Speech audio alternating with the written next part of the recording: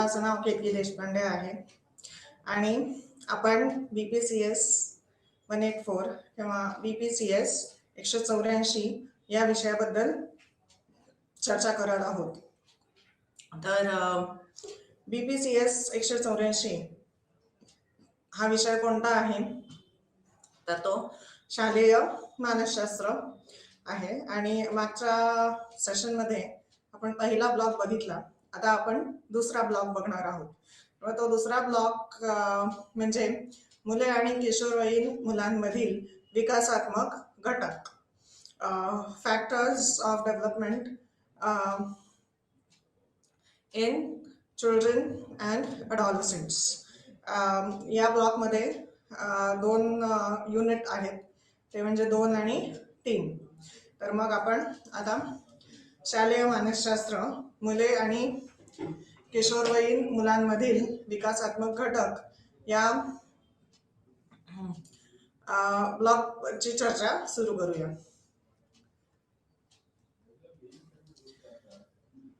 तर मग दुसरा युनिट जो आहे तो मानव विकासाचा परिचय. तर मानवी विकासाच्या क्षेत्रातील तज्ञ मानवी विकासाशी संबंधित कोणत्याही मुद्द्यावर कोणतीही टोकाची भूमिका घेत नाहीत. विकास हा अनुवंशिकता आणि पर्यावरण यांच्या परस्पर संवादाचा परिणाम आहे. सर्व विकासात्मक घटना एकतर सतत किंवा खंडित असू शकत नाहीत. विकासाचे काही पैलू बदलाच्या अधीन असतात आणि काही जे संपूर्ण आयुष्यभर स्थिर राहतात. हे अशी टोकाची भूमिका घेतली जात नाही कोणत्याही मानवी विकासाच्या तज्ञांकडून कोणत्याही मुद्द्यावर.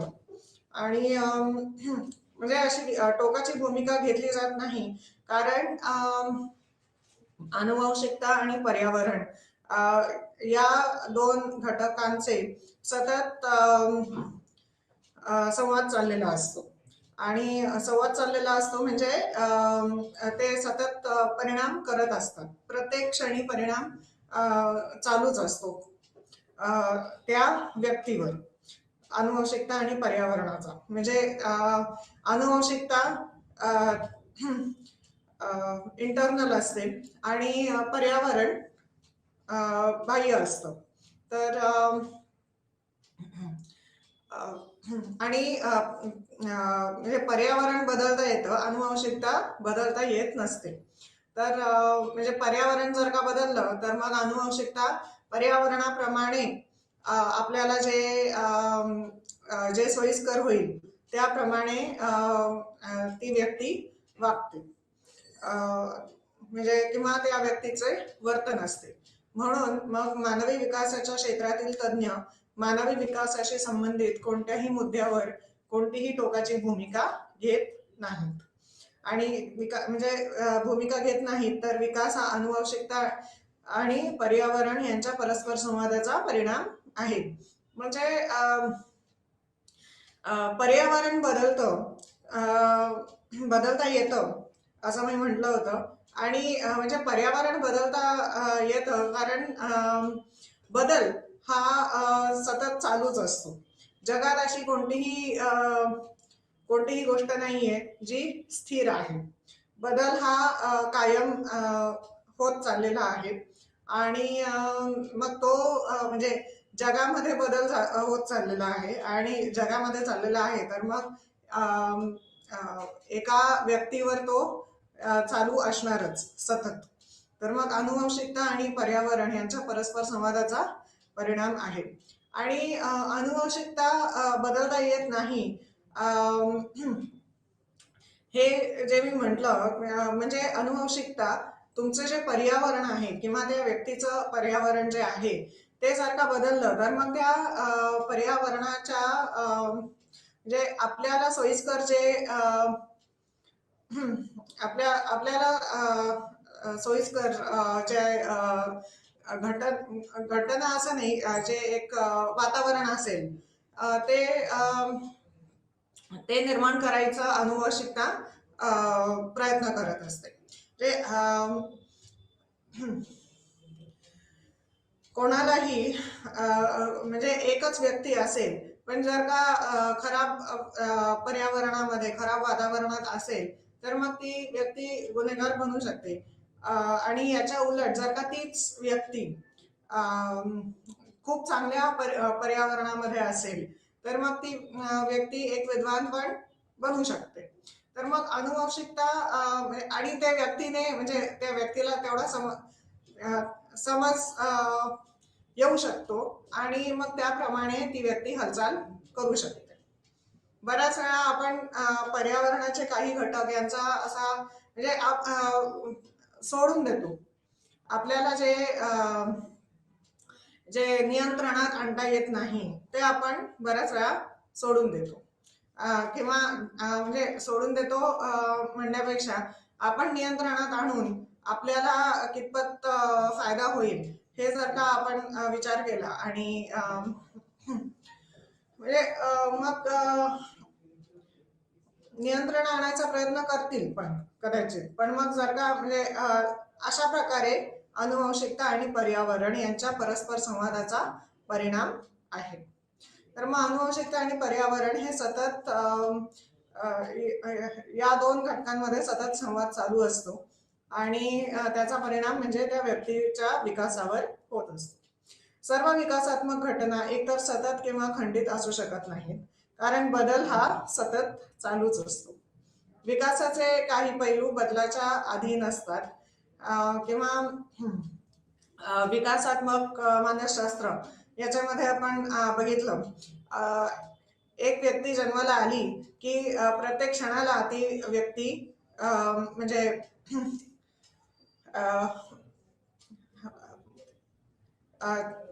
हे मुलाचं म्हणजे एक मुलगा किशोर अवस्थेत येतो, मग किशोर अवस्थेमधून ॲडल्ट बनतो आणि मग म्हणजे बदल हा सतत चालूच असतो. तर विकासात्मक घटना एकतर सतत किंवा खंडित असू शकत नाहीत. आणि विकासाचे काही पैलू बदलाच्या अधीन असतात आणि काही जे संपूर्ण आयुष्यभर स्थिर राहतात. आता लाईफ स्पॅन डेव्हलपमेंटल सायकॉलॉजी किंवा लाईफ स्पॅन विकासात्मक मानसशास्त्र उद्दिष्ट त्या म्हणजे मानसशास्त्राचे उद्दिष्ट आयुष्यभरातील मानसशास्त्रीय वैशिष्ट्यांमधील स्थिरतेचे आणि बदलांचे स्वरूप समजून घेणे आहे. व्यक्तीमध्ये आणि वैयक्तींमधील विकासावर लक्ष केंद्रित केले जाते. म्हणजे आपण आता बघितलं की अनुवंशिकता आणि पर्यावरण यांचा परस्पर संवाद सतत चालू असतो. तर मानवी विकासाचे तज्ञ जे आहेत किंवा मानवी विकास मानसशास्त्रज्ञ तज्ञ मानसशास्त्राचे तज्ञ यांच्यामध्ये सतत वाद चालू आहे की कोणता घटक जास्त परिणाम करत असतो, ते म्हणजे अनुवंशिकता असते का पर्यावरण असतं. आणि हा वाद सतत चालूच राहिलेला आहे. तर आयुष्यभरातील मानसशास्त्रीय वैशिष्ट्यांमधील स्थिरतेचे आणि बदलांचे स्वरूप समजून घेणे आहे. तर म्हणजे कोणता घटक जास्त परिणामकारक आहे, अनुवंशिकता का पर्यावरण. व्यक्तीमध्ये आणि वैयक्तींमधील विकासावर लक्ष केंद्रित केले जाते. प्रत्येक वयोगटात विकासाच्या 3 प्रमुख आयामांमध्ये बदल होतात आणि ते आयामान कोणते, तर मग ते जैविक, संज्ञानात्मक आणि सामाजिक, भावनिक, बायोलॉजिकल, कॉग्निटिव्ह आणि इमोशनल अँड सोशल. सामाजिक, सोशल, भावनिक, इमोशनल. कोणत्याही विशिष्ट डोमेन मधील जेव्हा आयामांमध्ये विकासासाठी एक रेखीय पॅटर्नचे पालन करणे आवश्यक नाही. म्हणजे आता तर असं संशोधन समोर आलेलं आहे आता, आणि म्हणण्यापेक्षा सुद्धा 10 वर्षांपूर्वी वगैरेच, की प्रत्येक नवीन जनरेशन बरोबर IQ जो असतो तो सामान्य IQ पेक्षा जास्त होत, म्हणजे सामान्य IQ किंवा बुद्धिअंकाचा जो आकडा आहे तो वाढत चाललेला आहे. सामान्य बुद्धिअंकाचा आकडा हा वाढत चाललेला आहे. तर मग कोणत्याही विशिष्ट आयामांमध्ये विकासासाठी एक रेखीय पॅटर्नचे पालन करणे आवश्यक नाही. पॅटर्न एखाद्या व्यक्तीच्या आयुष्यभर परिणामकारकतेत वाढ किंवा घट दर्शवू शकतो. म्हणजे आता मी जे उदाहरण दिलं की सामान्य बुद्धिअंकाचा आकडा प्रत्येक नवीन जनरेशन बरोबर प्रत्येक 2 वर्षांनी किंवा 1 वर्षांनी सुद्धा तसं जनरेशन म्हटलं तर 5 वर्ष असतं, 10 वर्ष असतं, असं एक म्हणता येईल. पण प्रत्येक 1-2 वर्षांनी सामान्य बुद्धिअंकाचा आकडा हा वाढत चालला आहे. तर पॅटर्न एखाद्या व्यक्तीच्या आणि हे उदाहरण म्हणजे पॅटर्न एखाद्या व्यक्तीच्या आयुष्यभर परिणामकारकतेत वाढ हे म्हणजे वाढ दर्शवलेली आहे या उदाहरणाने. म्हणजे आता 100 सामान्य बुद्धिअंक असतो आपण तर मग 100चा तो आता 110 किंवा 120 किंवा त्याच्याहून जास्त 122 वगैरे असा असतो. आता लहान मुलांना स्मार्टफोन्स आणि एवढी सगळी माहिती मिळवता येते की मग ते त्या बुद्धिअंकामध्ये वाढ झालेली आहे. तर पॅटर्न एखाद्या व्यक्तीच्या आयुष्यभर परिणामकारकतेत वाढ किंवा घटक दर्शवू शकतो. लाईफ स्पॅन परिप्रेक्ष्य स्थिती जी विकास अनेक संदर्भांमध्ये अंतर्भूत आहे. मग आनुवंशिक शास्त्रज्ञांना अभ्यासासाठी स्वारस्य कशात आहे? जीन्स किंवा पेशी मानवी वैशिष्ट्ये कशी प्रसारित करतात. म्हणजे हे तर हे खूप संभाव्यावर असतं आणि म्हणजे कोणते पेशी आणि म्हणजे कोणती वैशिष्ट्ये एखाद्या व्यक्तीच्या पेशी म्हणजे जीन्स हे कोणत्या वातावरणात किंवा कोणत्या पर्यावरणात प्रसारित करतील, कोणतं वैशिष्ट्य कोणत्या पर्यावरणामध्ये प्रसारित होईल हे सगळं संभाव्यावरच असतं. आणि कौटुंबिक सदस्यांमध्ये काही सामान्य जनुके कशी असतात. सिन्हा यांचे पर्यावरणीय मॉडेल वरच्या आणि अधिक दृश्यमान स्तरामध्ये घर, शाळा आणि समवयस्क यांच्यातील प्रभाव आणि परस्पर संवाद यांचा समावेश आहे. म्हणजे परस्पर संवाद आणि मग त्या परस्पर संवादातून मिळणारा प्रभाव असं म्हणजे अनुवंशिक शास्त्रज्ञ त्याचा जास्त अभ्यास करतात किंवा त्यांना स्वारस्य असतं. घर, शाळा आणि समवयस्क यांच्यातील परस्पर संवाद आणि प्रभाव यांचा समावेश आहे. हे मुलाचे तात्कालिक वातावरण आहे ज्याचा मुलाच्या विकासावर थेट परिणाम होतो. आणि तात्कालिक म्हणजे टेम्पररी म्हणता येईल. तर मग म्हणजे मगाशी मी म्हटलं की बदल हा सतत असतो. तर आता घर, शाळा आणि समवयस्क. आता समवयस्क आपण एवढं म्हणजे शाळा आणि घरातल्या व्यक्ती आणि शाळेतल्या व्यक्ती म्हणजे शिक्षक, आई बाबा, मामा मामी, काका काकू हे त्या मुलाशी कसे बोलतायत आणि काय बोलल्याने कोणता परिणाम होईल हे समजणे एवढे सगळेजण मोठे असतात आणि यांच्यातील प्रभाव म्हणजे परस्पर संवाद प्रभाव आणि परस्पर संवाद यांचा समावेश आहे. कोणत्याही व्यक्तीचा किंवा कोणत्याही मुलाचा मुलीचा किंवा विद्यार्थ्याचा सर्वात म्हणजे विकास कशामध्ये होईल आणि त्याप्रमाणे संवाद करणे, परस्पर संवाद याला जास्त महत्त्व दिलं पाहिजे असं मला वाटतं. तर हे मुलाचे तात्कालिक वातावरण आहे.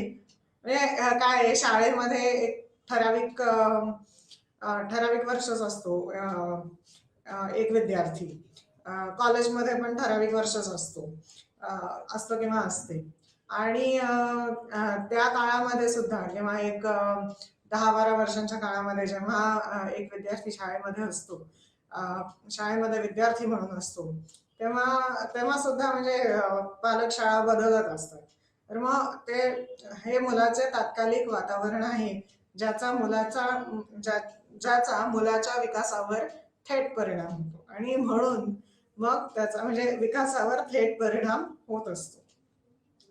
आणि हे मुलं म्हणतात शाळा आवडत नाही किंवा एक विशिष्ट शिक्षक खूप छान आहेत, खूप चांगलं शिकवतात, म्हणजे तर मग शिक्षक आणि मोठे लोक त्या एका विद्यार्थ्याचे किंवा एका विद्यार्थिनीचे हे यांच्याशी परस्पर संवाद याचा विकासावर त्या विद्यार्थिनीवर थेट परिणाम होत असतो, विद्यार्थिनीच्या विकासावर थेट परिणाम होत असतो. आता सभोवतालच्या आणि सहाय्यक स्तरामध्ये भौगोलिक आणि भौतिक वातावरणाचा समावेश आहे. यामध्ये जात, वर्ग आणि समुदाय यासारख्या संस्थात्मक घटकांचा देखील समावेश आहे. तसेच वापरासाठी उपलब्ध असलेल्या संसाधनांचाही समावेश आहे. हे त्या व्यक्तीच्या समाजातील स्थानावर आधारित आहे. तर मग हा म्हणजे सामाजिक पैलू झाला. अवस्थेचा काळ म्हणजे तारुण्यापासून सुरू होणारा कालावधी. किशोरवयीन मुलांसाठी प्रमुख कार्य म्हणजे ओळख निर्माण करणे.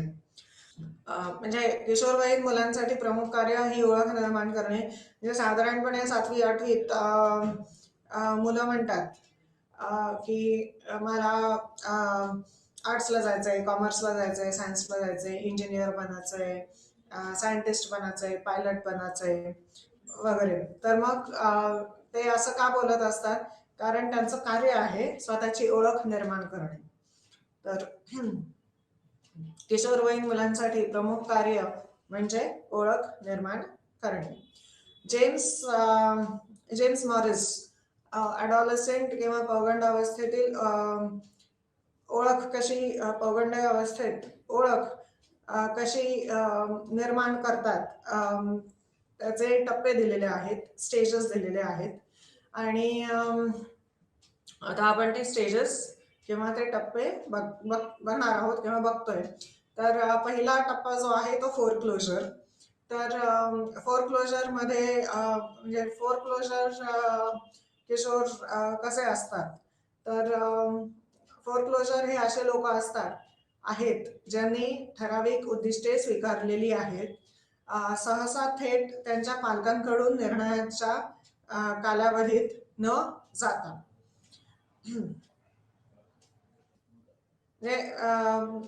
आता ठराविक उद्दिष्टे स्वीकारलेली आहेत, सहसा थेट त्यांच्या पालकांकडून निर्णयाच्या कालावधीत न जाता.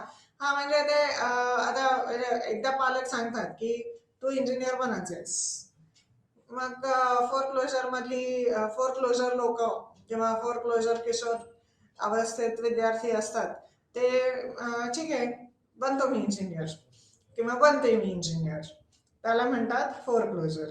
ते म्हणजे प्रश्न विचारत नाहीत पालकांना, तुम्ही म्हणाल ते, असं एक थोडंसं असतं.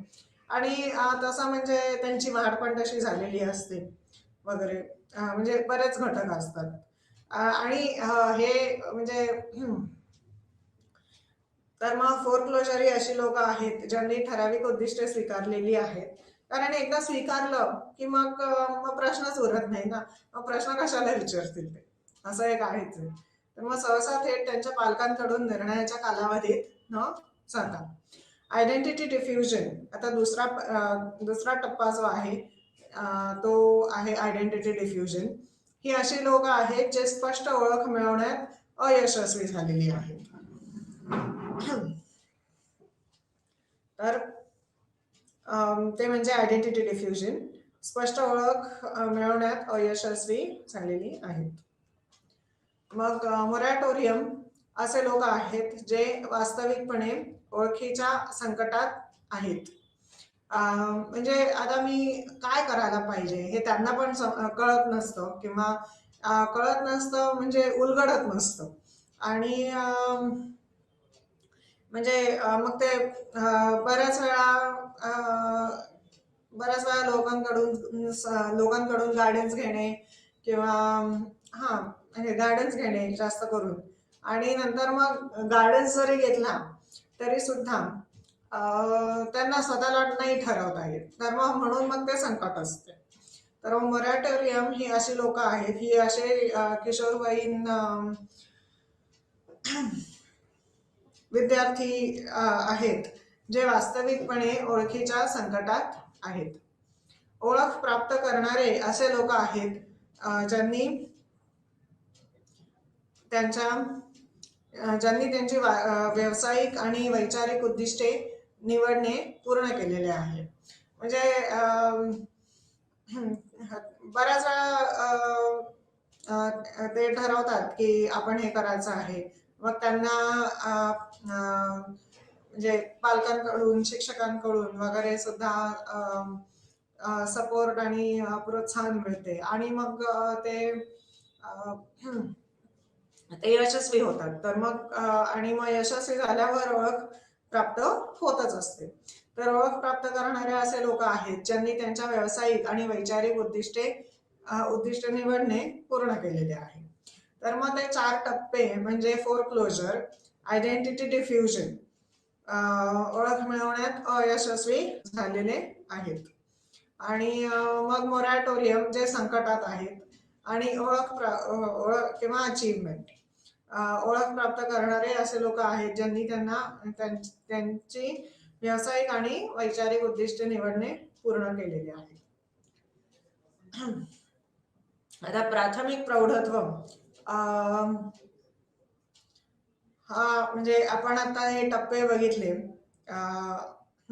अडॉलसेंट स्टेजेसचे, जेम्स मार्शियाने दिलेले. आणि तर मग लाईफ स्पॅन विकास आपण त्याच्याबद्दल बोलतोय.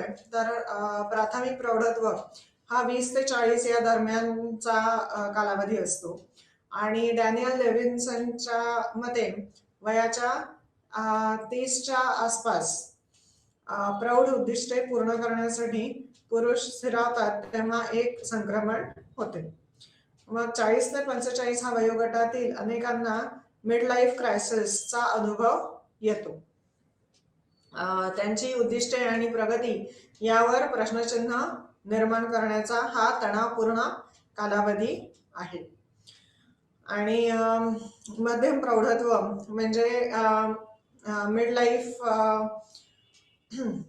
ट्रान्झिशनचा कालावधी, 45च्या वरचा किंवा 42-43 पासून तो सुरुवात होते त्याची. प्रौढत्व म्हणजे सेवानिवृत्ती, विधवात्व आणि मृत्यू यांसारख्या आव्हानांना सामोरे जाण्याचा कालावधी आहे. सेवानिवृत्ती, रिटायरमेंट वगैरे.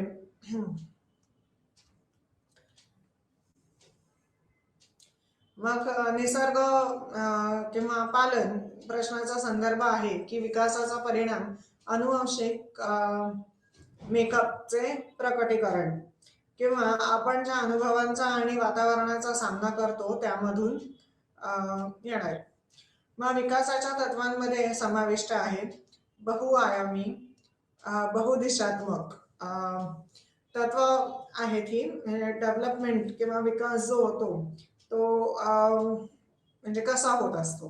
तर मग मल्टी डायमेन्शनल, बहुआयामी, बहुदिशात्मक मल्टी डायरेक्शनल आयुष्यभर लाईफ स्पॅन असतो. हे जन्म ते मृत्यू असं आयुष्यभर विकास तुमचा होतच राहत असतो. तर मग लाईफ स्पॅन पर्स्पेक्टिव्ह म्हणून मग आयुष्यभर असतो तो. आणि आयुष्यभर असणं हे एक तत्व आहे. आणि मग संदर्भात्मक म्हणजे कॉन्टेक्स्चुअल. मग आता इकडे पर्यावरणाचा संदर्भ येत असतो. म्हणजे अनुवंशिकता आहे आणि मग ती अनुवंशिकता कोणत्या वातावरणात आहे. वातावरण जर का बदललं म्हणजे अशाच प्रकारे की भारतीय लोक परदेशात जात आहेत आणि मग परदेशात म्हणजे पूर्णपणे बऱ्याच वेळा नाही पण करत. म्हणजे तिकडची संस्कृती गांधींनी दिलेली म्हण आहे ना ती, की when in Rome be the Roman. तर मग संदर्भात्मक आणि मग ते कॉन्टेक्स्चुअल किंवा पर्यावरण. असं संदर्भ म्हणजे पर्यावरण कोणतं आहे. तुम्ही जर का रोम मध्ये गेला असाल तर मग रोम लोकांसारखं तुम्हाला वागायला पाहिजे असं आहे. म्हणजे अशी ती गांधींनी दिलेली म्हण म्हणते, when in Rome be the Roman. तर मग संदर्भात्मक. आणि अनुवंशिकता प्रदर्शित होण्यासाठी कशाची गरज असते, तर मग ती पर्यावरणाची गरज असते. अनुवंशिकता प्रकट होईल तर मग ती पर्यावरणामध्येच होईल असं. आणि पर्यावरणाचा तोच उद्दिष्ट असतो. तर हे पर्यावरण कशासाठी असतं, तर मग ते अनुवंशिकता निर्देशित व्हायला.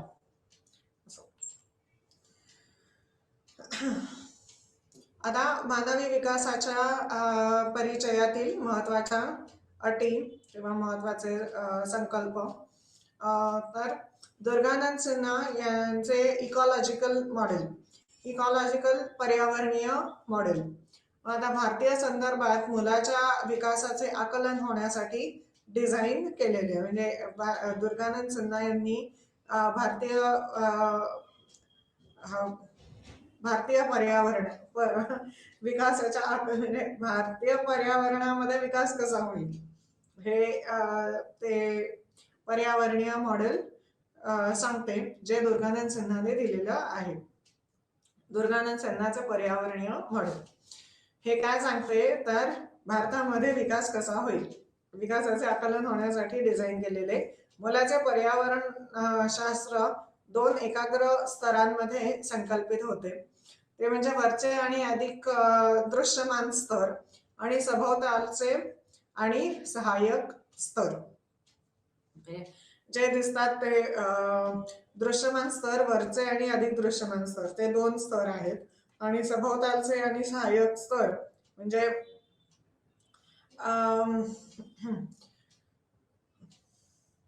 सहाय्यक स्तर म्हणजे आता आई वडील किंवा शाळा आणि शाळेतले शिक्षक वगैरे हे सभोवतालचे आणि सहाय्यक, जे त्या मुलाला सहाय्य करतील विकास होण्यासाठी. तर सभोवतालचे आणि सहाय्यक स्तर म्हणजे हे आणि पर्यावरणीय मॉडेलच आहे. तर मग या पर्यावरणीय मॉडेलमध्ये 4 स्तर आहेत: वरचे आणि अधिक दृश्यमान स्तर, सभोवतालचे आणि सहाय्यक स्तर. म्हणजे कोणत्या प्रकारे आपण त्या मुलाशी संभाषण केलं आणि त्याचा परिणाम काय होईल, तर मग ते सभोवतालचे आणि सहाय्यक स्तर. आणि वरचे आणि अधिक दृश्यमान स्तर म्हणजे आता समाजाला माहिती असतं ना, आई वडील कोण आहेत, काय करतायत, मग शाळेमध्ये कोणत्या जातोय वगैरे. तर मग ते वरचे आणि अधिक दृश्यमान स्तर आहेत. आणि सभोवतालचे आणि सहाय्यक स्तर म्हणजे कितपत प्रोत्साहन मिळतंय आणि ते कसं प्रोत्साहन मिळतंय. तर मग ते कितपत आणि कसं हे सभोवतालचे आणि सहाय्यक स्तर या स्तरांमध्ये येतं. मग पालकांची शैली, पेरेंटिंग स्टाईल्स. तर पालकांच्या वर्तनाच्या अभिव्यक्तीसाठी भावनिक संदर्भ तयार करणाऱ्या मुलाशी संप्रेषित केलेल्या पालकांच्या अधिकाराचा समूह किंवा पॅटर्न. तर म्हणजे आई वडील मुलाशी किंवा मुलीशी कसे संभाषण करतायत आणि त्या संभाषणाचा परिणाम काय होतोय विकासावर. तर पालकांच्या अधिकाराचा समूह किंवा पॅटर्न. पालकत्वाच्या 4 शैली आहेत आणि त्या कोण आहेत तर कोणत्या आहेत तर मग ते अधिकृत, अधिकारवादी, परवानगी देणारे आणि दुर्लक्षित. तर मग अधिकृत म्हणजे इंग्लिशमध्ये ऑटोक्रसी असं म्हणता येईल. हे लहान सहान चुका असतात पण मग त्याला खूप मोठी शिक्षा दिली जाते असं आहे. अधिकारवादी, ऑथॉरिटारियन असं म्हणता येईल.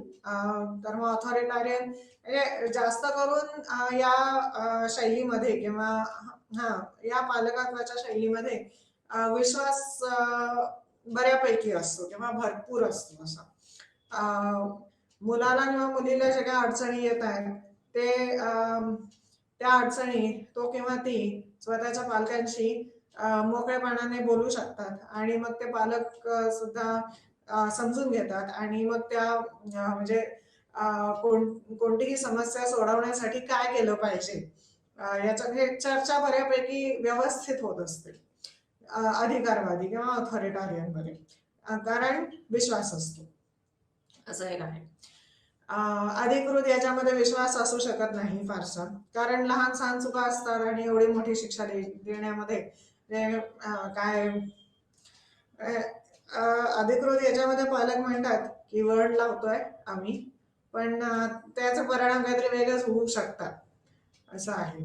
मग परवानगी देणारे म्हणजे तुला हे पाहिजे का, ठीक आहे जा, तुझा तू बघ जास्त असतं, आम्हाला मध्ये घेऊ नकोस. परवानगी देणारे म्हणजे आता एक थोडंफार ते दुर्लक्षित याच्यामध्ये सुद्धा येतं, पण परवानगी देणारे म्हणजे इंग्लिशमध्ये जो शब्द वापरला आहे त्याला परवानगी देणाऱ्या शैलीला ते म्हणजे पॅम्परिंग. मुलगा किंवा मुलगी एक वस्तू मागतोय आणि दुसऱ्या मिनिटाला ती वस्तू हजर असं आहे, तर मग ते परवानगी देणारे. आणि मग अशा प्रकारे ते मुलांमध्ये संयम जो निर्माण व्हायला पाहिजे तो कदाचित नाही होत, तर मग परवानगी देणारे किंवा पॅम्परिंग. आणि दुर्लक्षित तर मग आम्हाला मदत घेऊ नको असं आहे. काय तुझं तू बघ, तुझं काय समस्या झाल्या असतील ते तुझ्या तूच सोडव, आम्हाला मदत घ्यायचं नाही काही. ते म्हणजे दुर्लक्षित किंवा इग्नोरंट असं आहे. तर मग इग्नोरंट म्हणण्यापेक्षा निग्लेक्टिंग. तर अधिकृत, ऑटोक्रॅटिक, अधिकारवादी, ऑथॉरिटारियन, परवानगी देणारे पॅम्परिंग आणि दुर्लक्षित म्हणजे निग्लेक्टिंग. मुलाच्या किंवा मुलीच्या साध्या साध्या गरजा, आता कोणत्याही मुलाला किंवा मुलीला भूक लागली तर मग ते आईकडेच येणार ना. मग आईच जर का मोबाईल फोनवर बोलत राहिली आणि म्हणजे जास्त करून जेव्हा दोघेही पण आता तर म्हणजे तशी बऱ्यापैकी गरजच आहे की दोघेही आई वडिलांनी हे नोकऱ्या करणं हे आता गरजच आहे. पण म्हणजे अशा आई वडिलांची मुलं दुर्लक्षित असू शकतात असं एक आहे. किंवा मग जे लक्ष देत नाहीत त्यांनी मग मुलांना आधीच सगळं शिकवलं तर हे रविवार तर असतोच ना. म्हणजे आपण जर का म्हटलं की नोकरीची आता गरजच आहे, दोघांनी आई वडिलांनी नोकरी करणं, पण रविवार तर असतो असं एक आहे. तर अधिकृत, अधिकारवादी, परवानगी देणारे आणि दुर्लक्षित या अशा 4 पालकत्वाच्या शैली आहेत. आणि पालकांची शैली म्हणजे पालक आपल्या पाल्याला कसे वागवत आहेत आणि त्या वागणुकीचा विकासावर त्या पाल्याचा म्हणजे त्या पाल्याच्या विकासावर काय परिणाम होतोय. मग आता सायबर बुलिंग, तर ऑनलाईन गुंडगिरी म्हणजे सायबर बुलिंग, तर ऑनलाईन गुंडगिरी म्हणून ओळखले जाते आणि इलेक्ट्रॉनिक माध्यमांचा वापर करून गुंडगिरी किंवा छळ करण्याचा प्रकार ते म्हणजे सायबर बुलिंग. डिजिटल तंत्रज्ञानाचा जलद विस्तारामुळे किशोरवयीन मुलांमध्ये अधिक सामान्य आहे सायबर बुलिंग. आणि आता ते सगळं जीपे आणि हे ते बरेच सिक्युरिटी इश्यूज पण निर्माण झालेले आहेत तंत्रज्ञानाच्या. तर मग बुलिंग म्हणजे छळ करणे.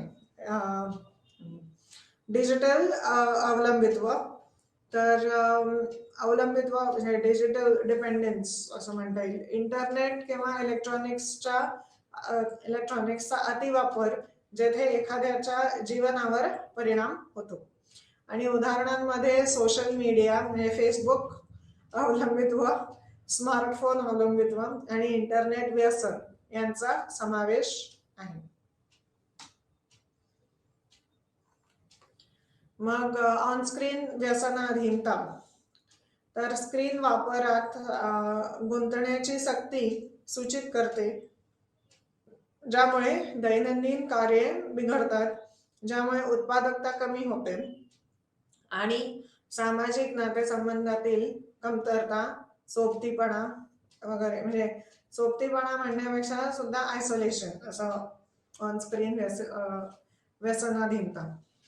मग नेटिव्हिझम आणि अनुभववाद, तर म्हणजे नेटिव्हिझम म्हणतात नेटिव्हिस्ट की अनुभव कशाला पाहिजे, आणि अनुभववाद म्हणतात की अनुभवाशिवाय काहीच नाहीये. तर म्हणजे अनुभवामुळेच आपण सगळं शिकतो. आणि नेटिव्हिस्ट म्हणतात की शिकण्यासाठी अनुभवाची गरज नसते. तर नेटिव्हिस्ट असा दावा करतात की जगाबद्दलची आपली सर्व समज जन्मजात आहे. तर अनुभववादी मानतात की सर्व ज्ञान अनुभवावर आधारित आहे. ते म्हणजे अनुवांशिकता आणि पर्यावरण कोणाचा जास्त परिणाम आहे, तसंच ते नेटिव्हिझम आणि अनुभववाद म्हणजे साधारणपणे ते सारखंच आहे. म्हणजे नेटिव्हिझम म्हणता येईल अनुवांशिकता, आणि अनुभववाद म्हणजे पर्यावरण. कोणाला हे अनुभव मिळतात तर मग ते एका पर्यावरणामध्ये मिळत असतात असं आहे.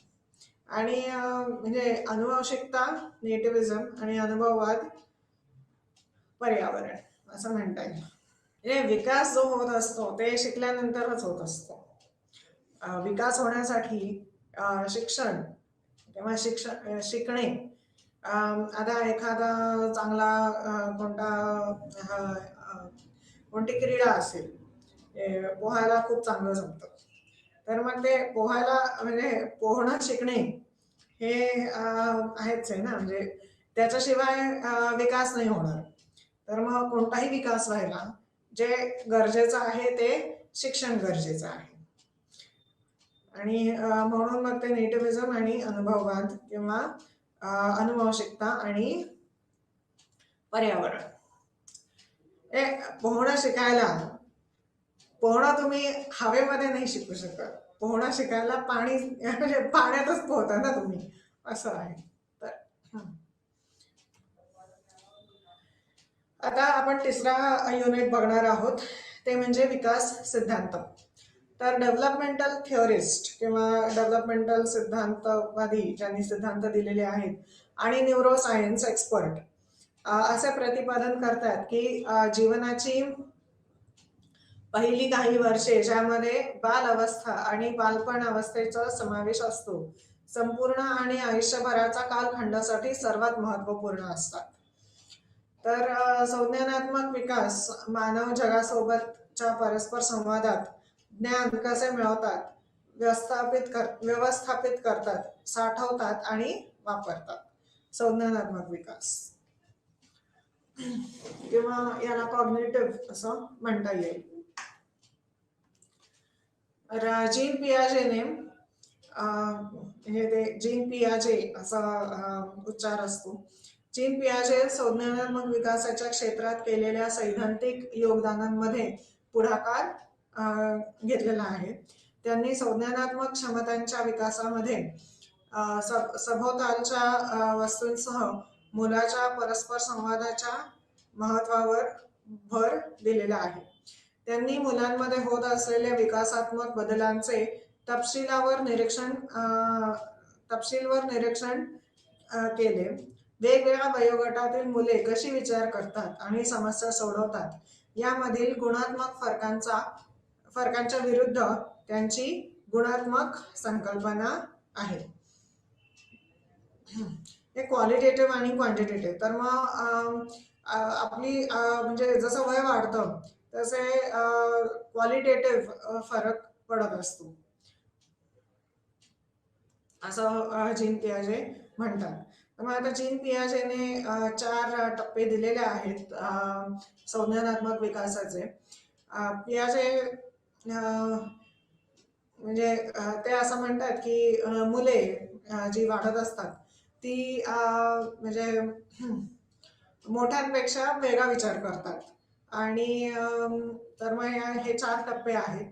पहिलं म्हणजे सेन्सरी मोटर स्टेज आणि म्हणजे पर्यावरणाशी संवाद असं आहे सेन्सरी मोटर स्टेजमध्ये. म्हणजे या वयामध्ये हे वय म्हणजे 2 वर्षांपर्यंत असतं आणि मग या वयामध्ये साधारणपणे मुलांना खेळणी वगैरे आणून दिली जातात आणि ते मुलं ती खेळणी खेळतात. मग दुसरं आहे प्री ऑपरेशनल स्टेज किंवा म्हणजे आता या वयामध्ये ते 2 ते 6 किंवा 7 या वयात असतं.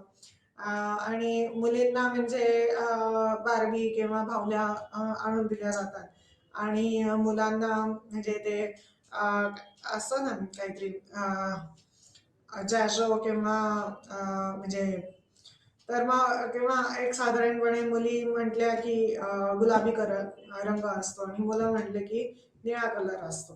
तर मग ते म्हणजे pre operational stage. Represent the world symbolically. हे खेळणी असतात आणि खेळण्याचा म्हणजे एक खेळणं खूप आवडीचं असतं वगैरे असं ते आहे. मुली साधारणपणे भातुकली वगैरे खेळतात. ते प्री ऑपरेशनल स्टेज. मग तिसरं आहे कॉन्क्रीट ऑपरेशनल स्टेज. ते 7 ते 11 किंवा 12 या वयात असतं आणि कॉन्झर्वेशन असे नियम लहान मुलं शिकतात. म्हणजे इकडे आता या चित्रामध्ये असं दाखवलंय की एक लहान मुलगा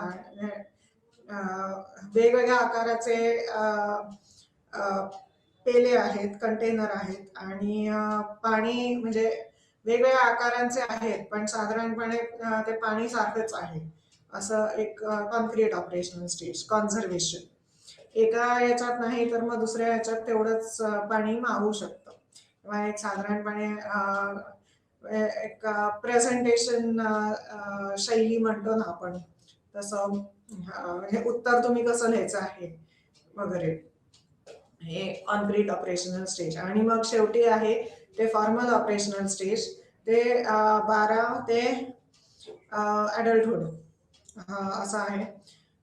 the concrete situation and think about the future. म्हणजे आपल्याला जे दिसतं ते हे कॉन्क्रीट ऑपरेशनल स्टेजमध्ये असतं. आणि फॉर्मल ऑपरेशनल टप्प्यामध्ये की जास्त करून असा म्हणजे आपल्याला जे दिसत नाही पण त्याचा अभ्यास करता येतो. हे म्हणजे फॉर्मल ऑपरेशनल स्टेज. म्हणजे साधारणपणे खगोलशास्त्र आणि अशा गोष्टींबद्दल अभ्यास केला जाऊ शकतो फॉर्मल ऑपरेशनल स्टेजमध्ये. तर मग ही जीन पियाजेचा सिद्धांत आहे. Sensory motor, pre operational, concrete operational आणि फॉर्मल ऑपरेशनल. मग लिव्ह वायगॉट्स्की यांनी संज्ञानात्मक विकासाच्या सामाजिक सांस्कृतिक सिद्धांत मांडला. कुशल प्रौढ आणि समवयस्कांसोबतच्या सामाजिक परस्पर संवादाच्या महत्वावर भर दिलेला आहे. वायगॉट्स्कीच्या विकासात्मक सिद्धांताचा मुख्य थीम आहे की शिकणाऱ्याचा संज्ञानात्मक विकास हा एक सामाजिक संदर्भामध्ये होतो. म्हणजे आपण म्हणजे म्हणतो की एखादी व्यक्ती बोलायला लागली की त्या व्यक्तीचं व्यक्तिमत्व आपल्याला थोडंफार समजतं. तर मग हे ते वायगॉट्स्कीच्या सिद्धांतामुळे सामाजिक संदर्भामध्ये होत असतो. भाषेचा विकास, एखाद्या व्यक्तीच्या भाषेचा विकास हा सामाजिक संदर्भामध्ये होत असतो. तर मग इकडे पण टप्पे दिलेले आहेत. पहिला टप्पा जो आहे म्हणजे पर्पल जांभळा सर्कल, जांभळं वर्तुळ, current understanding can work unassisted. एक काही गोष्ट समजून घेतलेली आहे आणि ती गोष्ट करण्यासाठी मदतीची गरज नसते. मग झोन ऑफ प्रॉक्सिमल डेव्हलपमेंट आणि लर्न्स थ्रू स्कॅफोल्डिंग. तर पर्यावरण, प्रॉक्सिमल डेव्हलपमेंट आणि वेगवेगळे घटक कसे एकमेकांशी हे आहेत, जुळलेले आहेत. आणि दुसरं म्हणजे आणखीन की म्हणजे आता आपण भाषा कोणती वापरतो आहे, भाषेशी आपण कोणतीही भाषा वापरतो तर मग त्याला एक पर्यावरण असतं आणि पर्यावरणीय संबंध म्हणजे एका पर्यावरणामध्येच भाषा वापरली जाऊ शकते. तर मग झोन ऑफ प्रॉक्सिमल डेव्हलपमेंट आणि लर्न्स थ्रू स्कॅफोल्डिंग. स्कॅफोल्डिंग म्हणजे इतर समाजाचे घटक आपल्याशी कसा संवाद करतायत किंवा समाजामध्येच एक. नॉम चॉम्स्की यांनी सांगितले की मुले भाषेची क्षमता अगदी सहजतेने आत्मसात करतात. त्यासाठी यंत्रणा आपल्या मेंदूमध्ये हार्डवायर केलेली असते, ज्याला भाषा संपादन उपकरण म्हणून संबोधले जाते.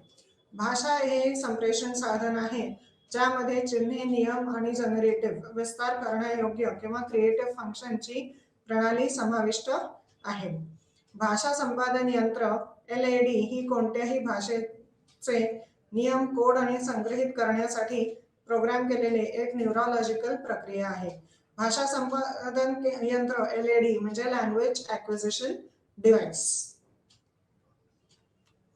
तर मग चॉम्स्कीचा विकासाचा सिद्धांत, ब्रोकास क्षेत्र हे भाषा समजून घेणे. म्हणजे ब्रोकास क्षेत्र हे इकडे दाखवलेले आहे पिंक किंवा गुलाबी कलरचे. भाषा समजून घेणे, कोणीही बोलत असेल तर आपण समजून घेतो समोरची व्यक्ती काय बोलते. ते म्हणजे ब्रोकास एरियामुळे किंवा ब्रोकास क्षेत्रामुळे संभामुळे ब्रोकास क्षेत्रामुळे आहे. आणि व्हर्निक्स क्षेत्रे म्हणजे आपण भाषा उत्पादन, लँग्वेज प्रोडक्शन असं आहे. म्हणजे वेगवेगळ्या भाषांचे उच्चार वगैरे हे सगळे वेगळे असतात. प्रत्येकाचं तसं ते सामाजिक पर्यावरण म्हणजे सामाजिक संदर्भ असतो, सांस्कृतिक संबंध असतो आणि तो सांस्कृतिक संबंध हा व्हर्निक क्षेत्रामुळे आहे. प्रत्येक भाषेचे उच्चार वेगळे जे आहेत ते व्हर्निक क्षेत्रामुळे. आपण कोणतीही संस्कृती आत्मसात करत असतो. तर आपण ज्या संस्कृतीमध्ये आहोत ती संस्कृती आपण आत्मसात करतो आणि त्याचा परिणाम व्हर्निक क्षेत्रावर होतो आणि व्हर्निक क्षेत्रावर झाला की मग तो आपल्या भाषण उत्पादनावर होत असतो. मग ब्रोकास एरिया भाषा समजून घेणे आणि व्हर्निक्स एरिया भाषण उत्पादन. तर भाषेचा विकासाचा स्किनरचा सिद्धांत. स्किनर हा एक वर्तनवादी आहे. असा विश्वास होतो की भाषेचा विकास यासारख्या धोरणांचा परिणाम आहे: इतरांचे अनुकरण करणे आणि आकार देणे, तत्पर रिवॉर्डिंग यंत्रणा. ते मुलाला भाषा शिकण्यास मदत करतात. आता कोलबर्गचा नैतिक विकासाचा सिद्धांत. कोलबर्ग यांनी 3 टप्प्यांमध्ये नैतिक विकासाचा सिद्धांत मांडला आहे. पूर्व परंपरागत, परंपरागत आणि पोस्ट कन्व्हेन्शनल, म्हणजे प्री कन्व्हेन्शनल, कन्व्हेन्शनल आणि पोस्ट कन्व्हेन्शनल हे 2 उपटप्प्यांसह प्रत्येक विकासाच्या टप्प्यांची उतरंड आहे.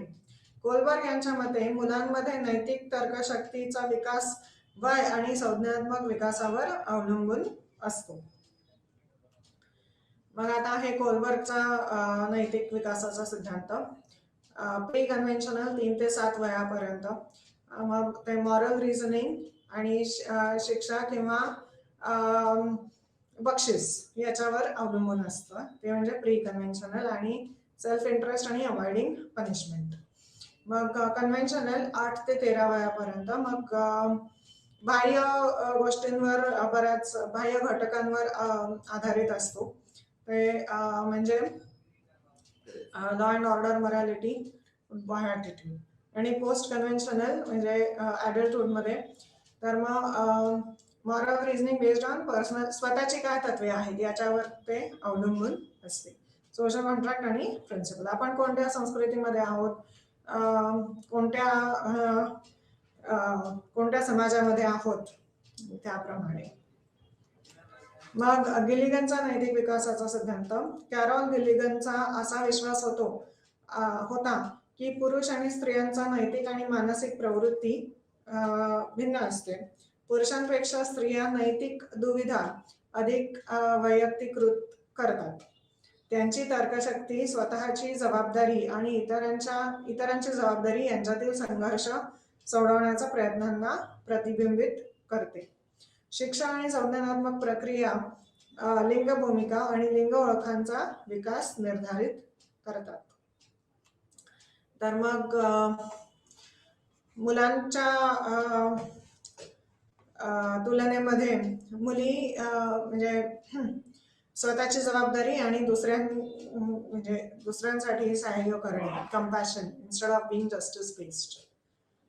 तर्कशास्त्र असा फरक आहे थोडासा मुलांच्या आणि मुलींच्या तर्कशास्त्रामध्ये.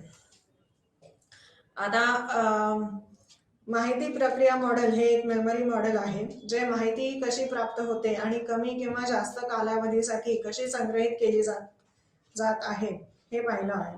आणि हा सिद्धांत ॲटकिन्सन आणि शिफ्रिनने दिलेला आहे. तर मग पहिल्यांदा सेन्सरी मेमरी किंवा आपल्या ज्ञानेंद्रियांमधून आपल्याला जी माहिती मिळते ती त्याला आपण म्हणजे त्याच्याकडे लक्ष दिले जाते, आपल्याला कोणती माहिती महत्वाची आहे आणि मग ती माहिती आपण घेतो. मग ती शॉर्ट टर्म मेमरीमध्ये पाठवली जाते आणि इकडे साधारण एक 10-12 सेकंद ती राहते आणि मग ती लॉंग टर्म मेमरीमध्ये, ती जर का महत्वाची असेल तर मग ती लॉंग टर्म मेमरीमध्ये पाठवली जाते आणि इकडे त्याच्यावर अभ्यास केला जातो. तर मग मेंटेनन्स म्हणजे ही ॲटकिन्सन आणि शिफ्रिनने दिलेली माहिती प्रक्रिया मॉडेल आहे. Environmental input, sensory input, sensory memory, attention, short term memory, म्हणजे इकडे रिहर्सल केली जाते, रिट्रायवल, रिहर्सल, इलॅबोरेट रिहर्सल. ॲटकिन्सन आणि शिफ्रिनने मॉडेल दिलेलं. मग एरिक्सनची हा सिद्धांत आहे. एरिक्सनने 1950च्या दशकात बालपणापासून वृद्धापकाळापर्यंत सामाजिक गतिशीलतेचे प्रभाव स्पष्ट करण्यासाठी मानसशास्त्रीय विकासाचा सिद्धांत मांडलेला आहे. आणि मग हे स्टेजेस आहेत एरिक्सनने दिलेले. बँड्युराचा हा सिद्धांत आहे. सोशल लर्निंग थिअरी असे सांगते की सामाजिक वर्तन हे इतरांच्या वर्तनाचे निरीक्षण आणि अनुकरणातून आत्मसात केले जाते. Personal factors, environmental factors, personal factors आणि बिहेवियर, वर्तन. हे चित्र आहे बँड्युराच्या सिद्धांताचे. आणि बॉल्बीचा विकासाचा सिद्धांत. जॉन बॉल्बीचा असा विश्वास होता की मुले सर्वात मूलभूत सामाजिक, भावनिक आणि नातेसंबंधात्मक गरजांपासून वंचित असतात. त्यांच्या प्रौढ नातेसंबंधांमध्ये कमतरता दर्शवतात. मुले एका संलग्न वर्तणूक प्रणालीसह जन्माला येतात, जी त्यांना संलग्न आकृतीसह समीपता शोधण्यास आणि टिकवून ठेवण्यास प्रवृत्त करते. आणि मग हे सामाजिक विकासाचा स्टेजेस ऑफ अटॅचमेंट असं आहे. आता पर्यावरणीय दृष्टिकोन एखाद्या व्यक्तीच्या तिच्या शारीरिक आणि सामाजिक सांस्कृतिक संदर्भातील परस्पर संवाद विचारात घेतो. युरी प्रॉफेनरचे पर्यावरणीय प्रणालींवरील सेमिनल कार्य सिद्धांत मानवी विकासातील पर्यावरणीय प्रणालींची भूमिका प्रतिपादन करते. हे मॉडेल दुर्गानंद सिन्हा यांनी भारतीय संदर्भांमध्ये स्वीकारले होते. IT ने 2 स्तर ठेवले आहेत: वरचे आणि सर्वात दृश्यमान स्तर, सपोर्टिंग आणि सभोवतालचे स्तर. तर मग हे असं प्रॉफेनरचा सिद्धांत. आणि मग या महत्वाच्या अटी आहेत.